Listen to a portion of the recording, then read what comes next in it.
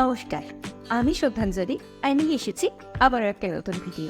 আজকের ভিডিও সবচেয়ে সহজ পদ্ধতিতে রুটি বানানো। তো এই রুটি, এটা তো আমরা প্রত্যেকেই বাড়িতে কম বেশি খেয়ে থাকি, আর আমার মনে হয় দিনারে কিন্তু রুটিটা খাওয়াও প্রয়োজন। কিন্তু মুশকিলটা হলো এই যে রুটি তো খাবো, বানাতে গেলে প্রথম সমস্যা এটা ফোলে না, দ্বিতীয় সমস্যা রুটি নরম হয় না, আর তৃতীয় সমস্যা সে তো বেলার সময় মোটেই গোল হতে চায় না। ও আচ্ছা, আজকে কিন্তু এই ভিডিওটাতে আমি দুরকমভাবে রুটি বানানো দেখাবো।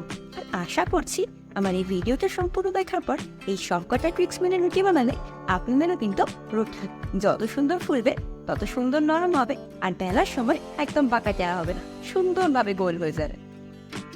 তো চলো আর দেরি না করে চটপট আজকের রেসিপিটা বানাই। তো প্রথমে আমি একটা পাত্রে আটা বার করে নেব। প্রায় 200 গ্রাম মতো আটা বার করেছি। এই দিয়ে 3 থেকে 4 জনের মতো রুটি তৈরি করে নেওয়া যাবে। আটাতে দিয়ে দেব পরিমাণ মতো নুন। নুনের ভাগটা একটু কমই হবে, রুটি খুব নোনতা আবার ভালো লাগে না। সমস্ত আটাটা নুন দেওয়ার পরে একবার ভালো করে মিশিয়ে নেব। এরপর মোটামুটি বেশ একটু গরম জল অল্প অল্প করে আটার মধ্যে ঢালবো। একেবারেই সমস্ত জলটা ঢেলে দেব না, একটু একটু করে ঢালতে হবে। মাখতে মাখতে মাঝে মাঝে সেই অল্প অল্প গরম জলটা দিয়ে নিতে হবে, আর আবারও মাখতে হবে। ভালো রুটি তৈরির ক্ষেত্রে পারফেক্ট আটা মাখাটা কিন্তু খুবই জরুরি। রুটির জন্য মাখা আটা না খুব শক্ত হবে না একেবারে নরম হবে, শক্ত আর নরমের মাঝামাঝি একটা ব্যালেন্স বজায় থাকবে।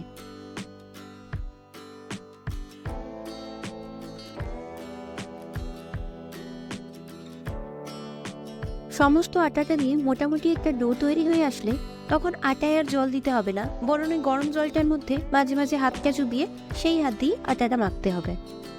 আটা কিন্তু বেশ ভালো করে চেপে চেপে মাখতে হবে। হাল ফ্যাশনে তো আটা মাখারও বিভিন্ন যন্ত্র উঠেছে বটে, কিন্তু আমার মনে হয় সম্ভব হলে আটাটা হাতেই মাখা উচিত। এতে হাতেরও ভালো এক্সারসাইজ হয়, আর অন্যদিকে রুটিটাও বেশ পারফেক্ট হয়। মোটামুটি আটার সুন্দর একটা ডো তৈরি হলে একটা ভিজে কাপড় নিয়ে এটাকে ঢেকে রাখতে হবে 15 মিনিট থেকে 30 মিনিট মতো। কিছুক্ষণ রেস্ট দেওয়ার পর চাপাটা খুলে নেব, আর এখানে দেখলে আপনারা নিজেরাই বুঝতে পারবেন আটাটা ঠিক কি পরিমাণ নরম করে মাখতে হবে।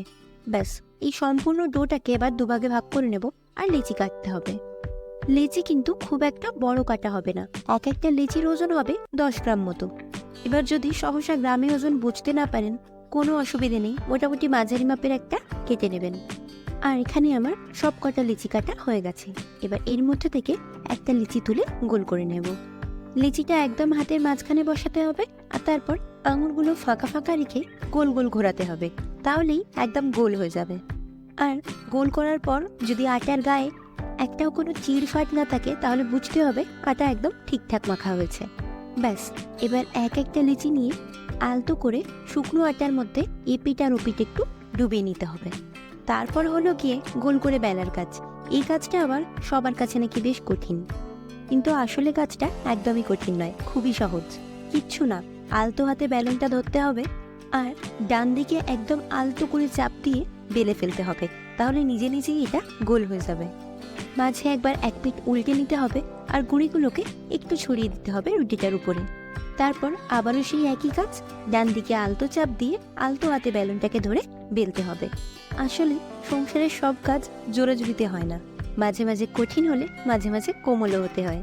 রুটি বেলাও তেমনি, আপনি যদি বেলনটাকে শক্ত হাতে বাগিয়ে একেবারে ধরেন, তাহলে রুটি কখনোই গোল হবে না। আচ্ছা, মোটামুটি একটু পাতলা করে বেলা হলে পর হাতের উপর একটু এপিট আর ওপিট করে যে এক্সট্রা আটার গুঁড়িগুলো থাকবে সেটা ঝেড়ে নিতে হবে। ব্যাস, এবার তাওয়ার উপরে এটাকে দিয়ে দেব। তাওয়াটা মাঝারি গরম করে রেখেছিলাম, খুব একেবারে গরম করেছিলাম না। রুটি দেওয়ার 30 থেকে 50 সেকেন্ডের মধ্যে রুটিটা আবার উল্টে দেব। উল্টো পিঠটাও মোটামুটি 30 থেকে 50 সেকেন্ড মতো সেঁকতে দেব।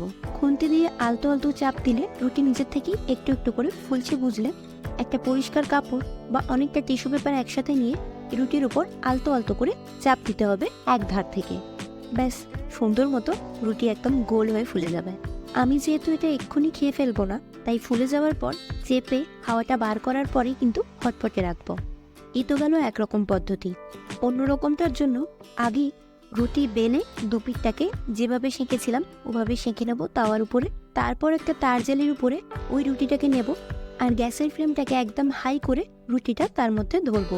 এক জায়গায় বেশিক্ষণ ধরে রাখবো না, হাতটা কিন্তু একটু নাড়াতে থাকবো যাতে পুড়ে না যায়। ব্যাস, তাহলে এই রুটি একদম সুন্দর করে গোল করে ফুলে যাবে। আর একটু আগেই বললাম, যদি এক্ষুনি খেয়ে ফেলেন তাহলে তো ঠিক আছে, কিন্তু যদি রেখে দিতে চান সেক্ষেত্রে এই হাওয়াটা বের করে তবেই আবার রাখবেন। আর আজকে ভাবলাম রুটিটা একটু সেই ছোট্টবেলার মতো করেই সার্ভ করি। গরম গরম রুটির মধ্যে এক টুকরো বাটার দিয়ে ভালো করে মাখিয়ে উপর থেকে কয়েক দানা চিনি ছড়িয়ে দেব। তারপর সুন্দর করে এটাকে গোল করে রোল করে ফেলবো। ছোটবেলায় এই জিনিসটা আমার খুব পছন্দের ছিল।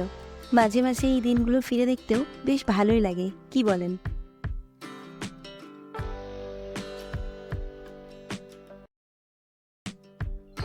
আশা করছি সম্পূর্ণ ভিডিওটা নিশ্চয়ই দেখেছেন।